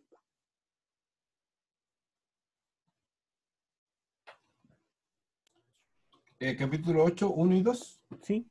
Ya. En el año tercero del reinado del rey Belsasar, yo, Daniel, tuve una visión después de Visión. aquella, una visión, Continúa. claro, después de Continúa. aquella que había tenido antes. Miraba yo la visión y en Visión de ella, nuevo. claro, en ella yo estaba en Susa, que es la capital del reino, en la provincia de Elam. En la visión, pues, me veía Visión. junto al río Ulai. Fíjense que allí en esos 2 versículos aparece 3 veces la palabra hebrea jasón, que significa visión. Y ahora acá la pregunta es, ¿hasta cuándo durará la visión? Jasón. Y la visión, ¿qué vio en visión? Vio un carnero que representa Medo Persia, un macho cabrío que Grecia, un cuerno pequeño que Roma en sus 2 fases. Por lo tanto, la pregunta no es solamente en relación al cuerno pequeño, sino que la pregunta es en relación a toda la visión que comienza en el tiempo del carnero. Por lo tanto, nosotros debemos comenzar las tardes y mañanas en el tiempo del carnero, en el tiempo del imperio medo-persa. Algunos dicen que las 2300 tardes y mañanas es el periodo de persecución del cuerno pequeño, pero no, porque la pregunta es ¿hasta cuándo la visión? Y la respuesta es hasta. La palabra hebrea ad, ¿hasta cuándo? Es hasta 2300 tardes y mañana. O sea, ¿cuánto más va a durar la visión que comienza en Persia? Bueno, la visión durará tanto, por lo tanto debe comenzar en Persia, pero debe abarcar el carnero, macho cabrío, cuerno pequeño, en fase de Roma imperial, en fase de Roma religiosa, porque la visión es lo que abarca todos estos reinos. Y efectivamente, si es así, esto ya nos obliga a entender estas tardes y mañana en forma simbólica. No podrían ser días literales porque 2300 días es poco más de 6 años y algunos lo reducen a la mitad y sería poco más de 3 años. De manera que para abarcar todo lo que duró el imperio medo-persa o parte de lo que duró el imperio medo-persa, para durar todo lo que duró el imperio griego, para durar todo lo que duró el imperio romano, para durar todo lo que duró la supremacía papal, que incluyó los 1260 días, esta visión no pueden ser 6 años, tiene que ser, ¿verdad?, 2300 años. ¿Mm? Bueno, ¿hasta cuándo durará la visión? El continuo, ¿verdad? La obra continua de Cristo siendo suplantada por una intercesión de hechura humana. ¿Y hasta cuándo durará la prevaricación asoladora? Prevaricación yo les dije que es la palabra rebelión y acá se la califica como asoladora. Asoladora significa que causa desolación, que persigue, que mata. Esta palabra asoladora se utiliza en el Antiguo Testamento para describir la obra de Nabucodonosor cuando asoló Jerusalén y el templo en el año 586 a.C. O sea, la misma obra que hizo Nabucodonosor de acabar con los judíos, de destruir el templo, destruir la ciudad y llevar cautivos a los judíos, esto se describe como asoladora. Y ahora vendrá, el cuerno pequeño será una nueva Babilonia, que también será un rey altivo de rostro y también causará desolación, persecución contra el pueblo de Dios. La palabra prevaricación o rebelión, que en hebreo es pechá, en todo el libro de Levíticos solamente se menciona en el capítulo 16, versículo 16, donde dice que en el día de la expiación será expiada la rebelión o prevaricación, el pecado y la iniquidad. Por lo tanto, esta palabra nos conecta con el día de la expiación. Y también, obviamente, la palabra santuario, la palabra purificado y otras más. La respuesta es hasta 2300 tardes y mañanas, luego el santuario será purificado. ¿Cuál? El del cielo, el que el cuerno pequeño echó por tierra. Aquel santuario donde está el príncipe de los ejércitos celestiales, que es Cristo. Ese santuario fue echado por tierra. Ese santuario debe ser purificado. Más detalle lo veremos mañana. Continuará. Hasta ahí lo tenemos. Bueno, yo añadí acá, a ver, intencionalmente cómo lo traduce la traducción en lenguaje actual, que es una Biblia que salió hace poco. Dice, y el otro ángel contestó, hasta que hayan pasado 1150 días, que es un poco más de 3 años. Pasado ese tiempo, el templo quedará limpio. Si ustedes se dan cuenta, en esta versión se reducen los 2300 días a 1150 días, que yo también lo tengo acá en una versión en inglés. Esta la compré en la Sociedad Bíblica en Santiago, Good New Bible, donde también traduce en inglés, dice que será hasta 1150 días. Luego el santuario será purificado. Pero el original dice 2300. Y mañana veremos por qué estas Biblias traducen así. Bueno, ustedes se dan cuenta que hay mucho que decir, pero nuestra interpretación es contundente. La verdad es que Antíoco, la interpretación de nuestros pioneros puede ser respaldada por la, digamos, al leer el texto en el idioma original, la parte lingüística, puede ser respaldada por la historia, puede ser respaldada por la geografía, puede ser respaldada por asuntos literarios. En otras palabras, nada que decir de Antíoco Epífanes. Y ahora estamos libres para opinar, acotar algo, preguntar, discrepar incluso. Pastor, ¿Sí? Roberto Cofré por acá.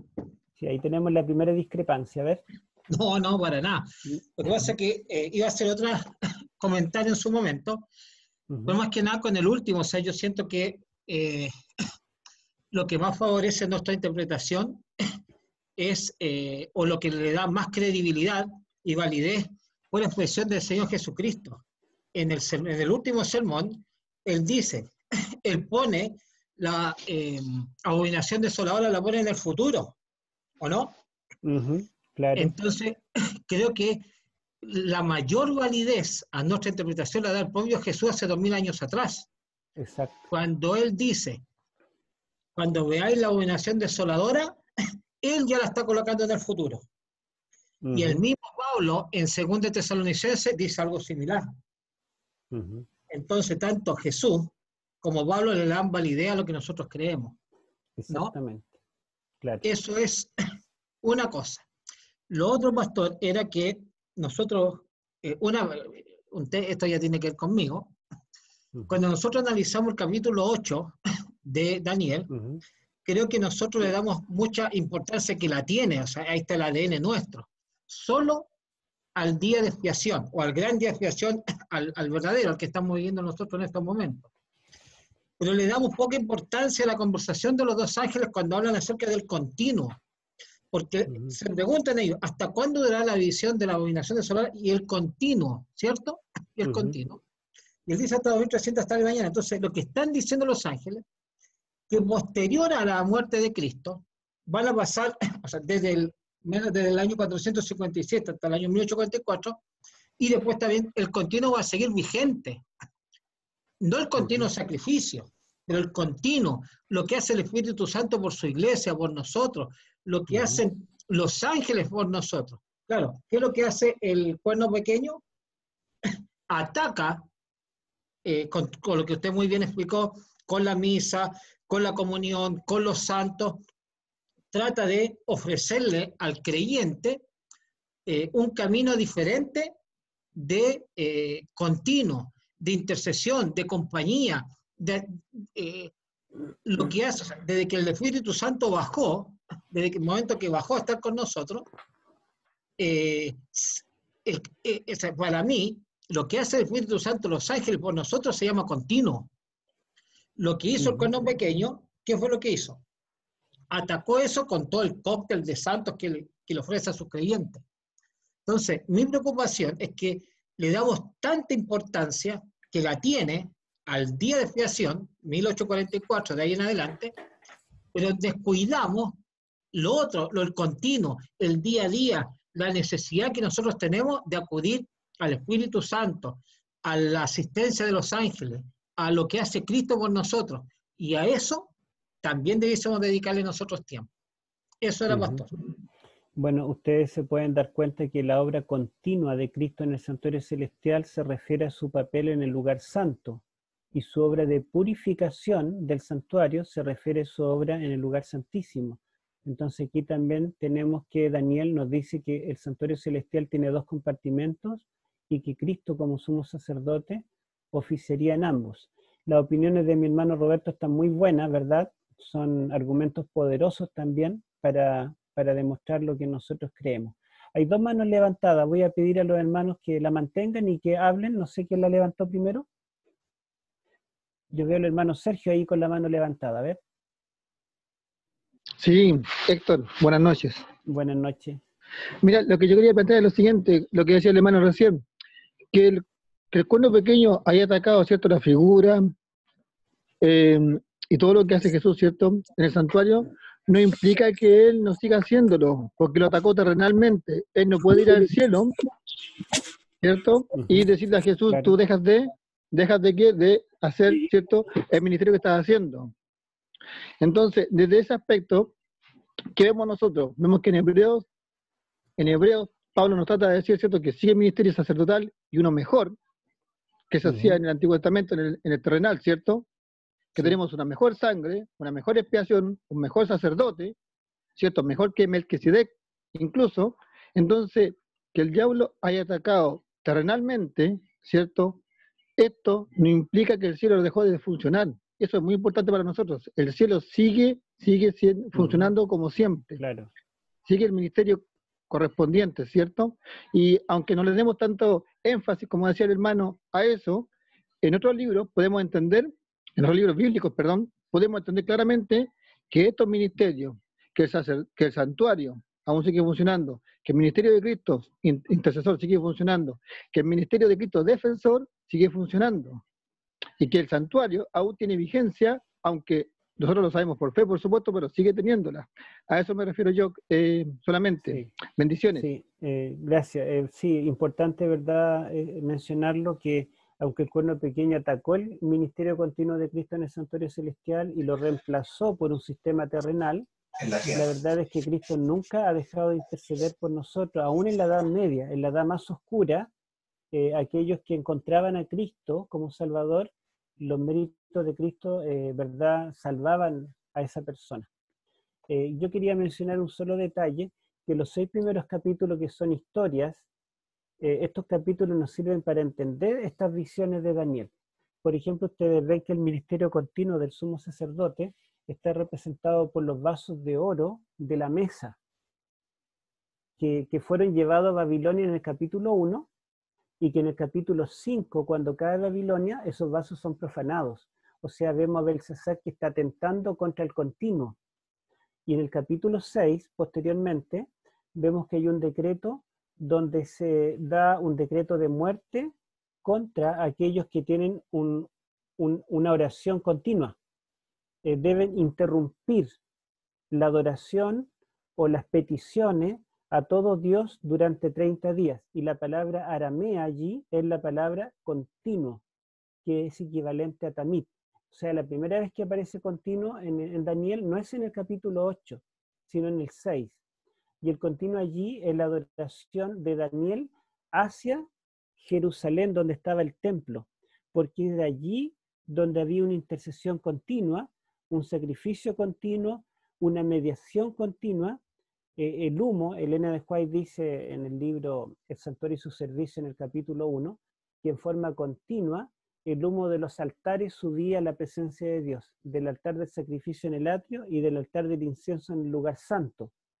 Por lo tanto, ¿verdad? Daniel, conociendo eso, dice que él oraba en forma continua en dirección al templo, donde se hacía esta intercesión. Y allí se intenta detener el continuo durante 30 días con un decreto de muerte. Pero Daniel prefiere morir antes que interrumpir su adoración continua. Y eso nos sirve de antecedente, ¿verdad?, para este capítulo 8. Y también el capítulo 1, el capítulo 5, nos sirven de antecedente. Había otro hermano que había levantado la mano. A ver. ¿Alguien más había levantado la mano? Yo la volví a levantar, pastor. Ya, pero antes de Roberto, yo vi a otra persona más. Moisés Delis. El hermano Moisés, después el hermano Roberto. Feliz noche. Muchas gracias, pastor y profe. Ya finalmente tengo el libro y la verdad es fascinante. Yo le ha bendecido grandemente y creo que es completamente accesible. Vaya, y revisé solamente el 8 para la clase y impresionante, impresionante. Menos más que no agradecerle. No sé si me llamó mucho la atención la parte de el tamé versus halal. Supongo que lo veremos mañana.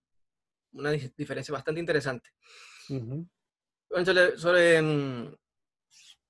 me gustaría como que quisiera que usted conversara un poco sobre estas posturas dispensionalistas que hicieron daños en la iglesia en su momento, por ahí en la década de los 80, si no me recuerdo, que ubicaban también a Antiguo Cuarto Epifanés y por supuesto echaban por tierra el santuario celestial, etcétera, ¿no? Yo creo que con lo que se ha conversado es suficiente como para desmentir ello. Creo que otra forma como cristiano entender que cuando Juan en el capítulo 12 Apocalipsis también tiene ve la referencia a los 42 meses, está básicamente indicando que este poder fue superior a sus épocas, 300 años más de lo que hoy decía la rebelión macabea. Sí, básicamente eso, agradecerle y comentar un poco más sobre eso, de cómo desmentir aún con mayor énfasis al Antiguo Cuarto Epifanés. Gracias. Gracias. Bueno, allí no capté bien al principio, pero me parece que se refería al verbo alá y al verbo yatzar, que cuando describe el crecimiento de los 4 cuernos hacia los 4 vientos del cielo, utiliza el verbo hebreo alá, que significa subir. Subieron o crecieron. En esta forma, brotaron, crecieron, ¿verdad?, hacia arriba. Pero cuando aparece el cuerno pequeño, no usa este verbo, sino que dice salía, que es una dirección horizontal desde un punto cardinal. Por ejemplo, en Génesis 12 dice, y salió Abraham de Ur de los Caldeos y llegó a Harán. Entonces, y siempre se utilizan no es salió del arca, es un salir geográfico, horizontal, de un punto cardinal. Pero en cambio, el verbo para el crecimiento de los 4 cuernos que brotaron cuando el grande fue quebrado es alá, que es el verbo subir, porque los cuernos suben, ¿verdad? Crecen así, pero en cambio el cuerno pequeño no crece, no sube en forma vertical, sino que viene de un punto cardinal, salió, yatzar. Bueno, hay varios argumentos más, yo aquí coloco los más importantes y lo que quedó escrito en la diapositiva también están seguramente, pero no los leímos todos. Hermano Roberto, ahora puede continuar.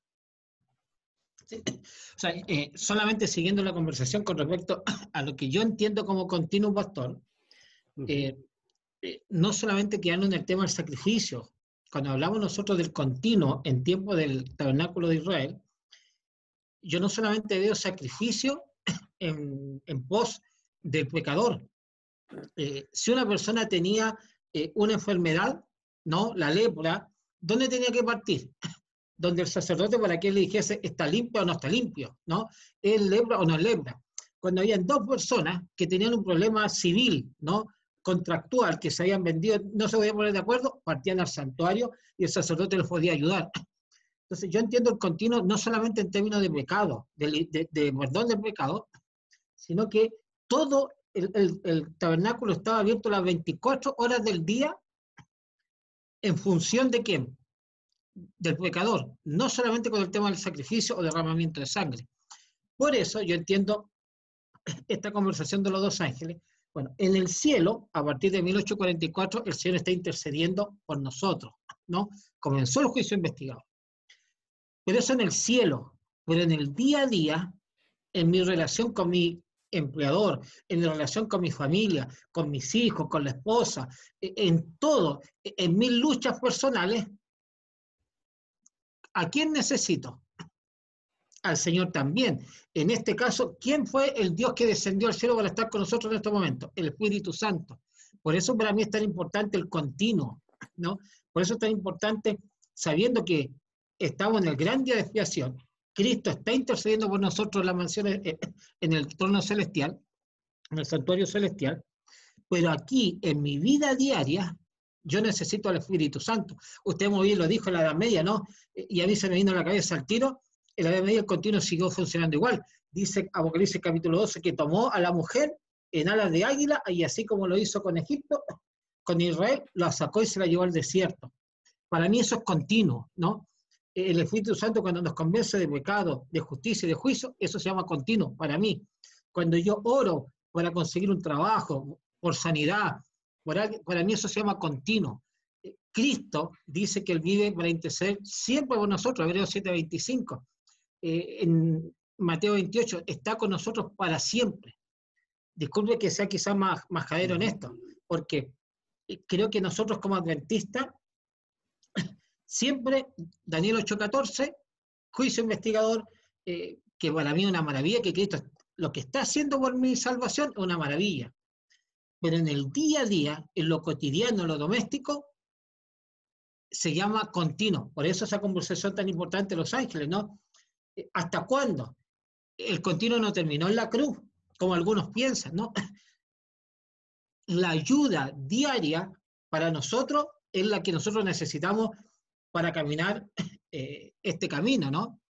Por eso, ¿cierto? Quizás yo quería darle tanto énfasis en eso, pastor, discúlpeme, y a los demás hermanos que están ahí, quizás tanto énfasis que le di. O sea, para mí la importancia que tiene el Espíritu Santo en nuestra vida espiritual, el ministerio de los ángeles, en favor de nosotros, del día a día, de acostarnos, levantarnos, caminar, trabajar, para mí eso se sigue llamando continuo.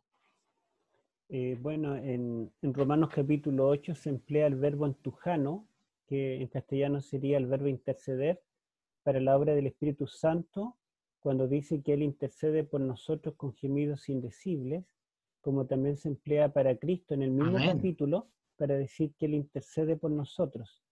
Entonces, ambos tienen un papel intercesor. Que Elena de White lo explica, ¿verdad? Explicando que el ministerio intercesor es más personal, ¿verdad? En nuestra mente para con Dios. En cambio, la intercesión de Cristo es en el lugar del santuario físico, en el cielo, ¿verdad? Ante el Padre. Ahora, el continuo en sí yo lo voy a ver mañana. Vamos a mostrar algunos textos. Vamos a ver allí que la palabra continuo en hebreo tamid, que aparece en Daniel, aparece muchas veces en el Pentateuco y califica tanto el trabajo de los sacerdotes comunes como también el trabajo del sumo sacerdote. Hay varias manos levantadas. A ver,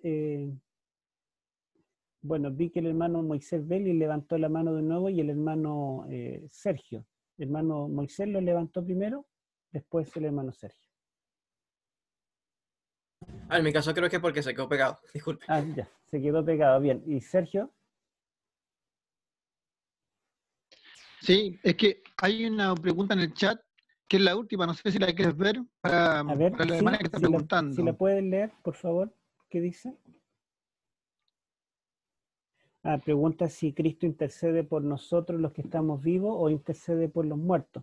La Correcto. verdad es que no hay intercesión por los muertos, excepto, ¿verdad?, que en algún momento los muertos pasarán su nombre por el juicio celestial y allí Cristo tendrá que presentarse en su lugar, pero ya en la obra de purificación. Hay dos obras que hace Cristo en el santuario, una que es continua y otra que es definitiva, que es la obra de purificar el santuario, y es allí cuando Cristo, digamos, se presenta en lugar de aquellos que le hemos aceptado, estemos vivos o muertos. Pero la intercesión de Cristo es por los que estamos vivos, por los que estamos, como decía Roberto, en el día a día luchando contra, no contra carne ni sangre, sino contra huestes espirituales de maldad, enfrentando la tentación, tomando decisiones, cómo actuamos, cómo, digamos, cómo podemos servir a Dios, etcétera. En favor nuestro, Cristo intercede en forma continua. Esa es la obra continua de Cristo en el santuario celestial. Bueno, ya son casi las 9, nos quedan 5 minutos. Si alguien tiene algo más que decir, acotar, preguntar, lo puede hacer ahora o calle para siempre. No, mañana puede continuar, ¿verdad? El hermano Gustavo Dupré había preguntado cómo rebaten los preteristas la evidencia del carnero en el capítulo 8:20 del reinado de Medo-Persia, el cual en el capítulo anterior dicen que son bestias distintas. Claro. Bueno, ellos dicen que en el capítulo 8, ahí sí el carnero es Medo-Persia y el macho cabrío es Grecia. Pero en el capítulo 7 están separados, que el oso es Media, ¿cómo se llama? El leopardo es Persia y la cuarta bestia es Grecia. Termina con Grecia y después los 10 cuernos y el cuerno pequeño sería de Grecia. Entonces el macho cabrío acá con el cuerno grande y los 4 cuernos y el cuerno pequeño, que ellos dicen que sale de uno de los 4, sería Grecia también fragmentada. Entonces hacen un paralelo entre el macho cabrío con todos los cuernos, con la cuarta bestia que tiene 10 cuernos y un cuerno pequeño. Ese es el paralelo que hacen ellos. Que, bueno, esto se puede rebatir fácilmente, pero es para que ustedes sepan cómo lo explican ellos. Me dicen acá que si las 2300 tarde y mañana y la palabra purificación lo veremos mañana. Sí, lo veremos mañana porque en realidad hay mucho que decir al respecto y es importante. Pero hasta aquí yo quería ahora ocuparme de las bestias y los cuernos y mañana ver la otra parte, que seguramente es lo que a nosotros más nos interesa, pero todo es necesario verlo porque cada punto es atacado. Hace algunos años atrás, mientras estaba todavía en la UAP, la Universidad Adventista del Plata, yo visitaba casi todos los días, por lo menos una vez a la semana, la hemeroteca, que es donde llegan las revistas, las publicaciones, y llegaban revistas teológicas de todas partes del mundo, en todos los idiomas. Llegaba la revista teológica de Harvard, la revista teológica de Yale, la revista teológica de la Universidad Gregoriana del Vaticano, y así por el estilo. Y bueno, siempre hojeaba los índices para ver alguna novedad, y me llamó la atención que aparecía una publicación de un erudito católico de la Universidad Gregoriana del Vaticano en la revista del Vaticano, la revista teológica erudita de más alto nivel del Vaticano, donde decía, ¿quién es el cuerno pequeño de Daniel 8? Entonces yo dije, wow, interesante.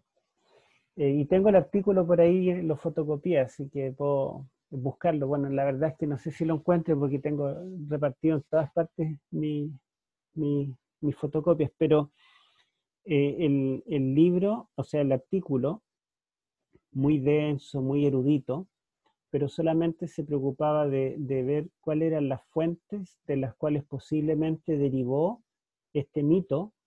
El autor tomó de varias tradiciones y juntó como quien arma un rompecabezas, un mosaico. Entonces decía el cuerno pequeño, aquí hay 2 cuernos pequeños, uno que era bueno, un relato anterior, y un relato posterior donde el cuerno pequeño es malo. Entonces dice, el primer autor entendió el cuerno pequeño como bueno porque era un personaje religioso y toma algunas palabras hebreas para ver que él es bueno y después muestra que otro autor lo transformó en malo. Así que la verdad es que no tenía mucho de contenido que sacarle, no enfrentaba los temas, digamos, los temas importantes. Pero ustedes pueden ver que ellos desmenuzan en forma muy minuciosa el texto y manejan muy bien los idiomas y todo lo demás, pero no enfrentan este problema, o si lo enfrentan, simplemente dicen que es Antíoco IV Epífanes, a pesar de todos los argumentos en contra. Bueno, hermanos, que Dios les bendiga. Mañana continuamos. Si usted tenía que perderse una de las clases, tenía que ser la de hoy. Tenemos el rostro. Querido Dios que estás en los cielos, gracias Padre, te damos por estos momentos que pasamos para aprender más de ti. Te suplico, Padre, que tú nos ayudes a comprender más de lo que estamos estudiando, que tú abras nuestros entendimientos y podamos atesorarlo en nuestros corazones y también en algún momento poder también enseñárselo a los demás. Quédate con cada uno de nosotros, acompáñanos, llénanos de tu Espíritu Santo y ayúdanos y capacítanos cada día en tu palabra. Amén. Todo esto se lo pido y se lo imploro por Cristo Jesús. Amén.